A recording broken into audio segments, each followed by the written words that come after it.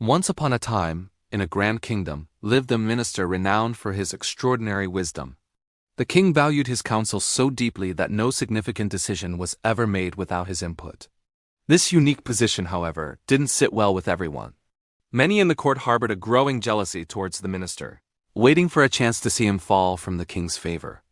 One day, the king, with a hint of amusement in his voice, said to the minister, "You are a man of great intellect, but it seems your son has not inherited your gifts. He is quite foolish, with no sense at all." The words stung the minister, but he maintained his composure. "Your Majesty," he responded calmly, "may I ask what has led you to believe my son is foolish?" The king chuckled. "Every morning, when I greet the common people, your son is always there. And every single day, I ask him the same simple question: which is more valuable, gold or silver? And without fail, every time your son chooses silver." As the king finished his story, a wave of laughter echoed through the courtroom. The courtiers, delighted by the minister's apparent embarrassment, roared with mirth. The minister said nothing more.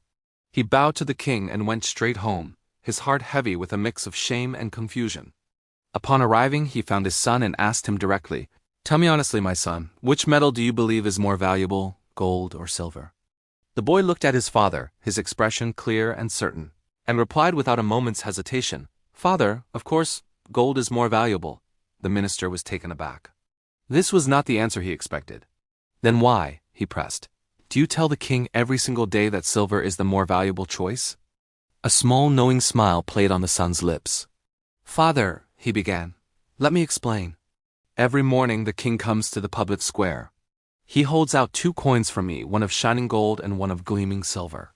He then asks me to pick the one that is more valuable."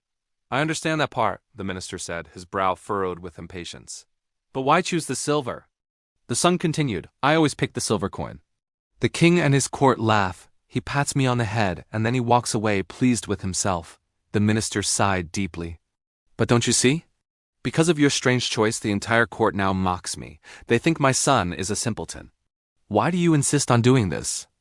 Instead of answering with words, the son beckoned his father to follow him to his room. He walked over to a large wooden chest in the corner and lifted the heavy lid. The minister gasped. Inside, the chest was overflowing with hundreds, perhaps thousands of silver coins, shimmering in the dim light.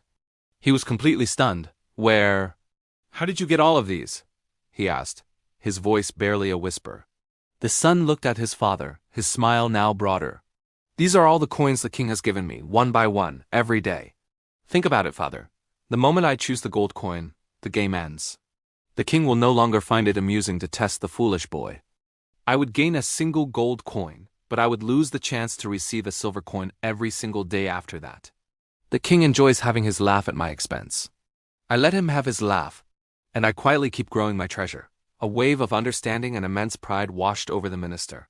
He looked at his son not as a boy who brought him shame, but as a young man whose wisdom was far more profound and practical than he could have imagined. His son wasn't foolish at all. His wisdom was just of a different kind, a quiet, patient, and incredibly strategic kind. From that day forward, the minister's perspective completely changed. Whenever a courtier or a noble would slyly mention his foolish son, trying to get a rise out of him, the minister would simply smile, a serene, knowing smile, and walk away without a word. He knew a secret they didn't, and he found a quiet joy in their ignorance. This story holds a powerful lesson for all of us. Have you ever noticed how some people make a lot of noise but accomplish very little, while others, in complete silence, achieve extraordinary things? True wisdom doesn't always need to announce itself. It doesn't need applause or validation from the crowd. If you are certain that what you are doing is right, if you have a clear vision for your goals, then it doesn't matter what others say about you. They might call you foolish, they might call you crazy, they might laugh at your methods. But the world has a long history of misunderstanding silent genius. People who are building something truly meaningful are often too busy working to worry about the opinions of those on the sidelines. They understand that results speak louder than words. Their focus isn't on winning every small, daily argument, but on achieving the long-term victory. So if you find yourself on a path that others don't understand, don't be discouraged. Stay patient. Trust your process. Keep your head down, do the work, and let your success make the noise for you in the end.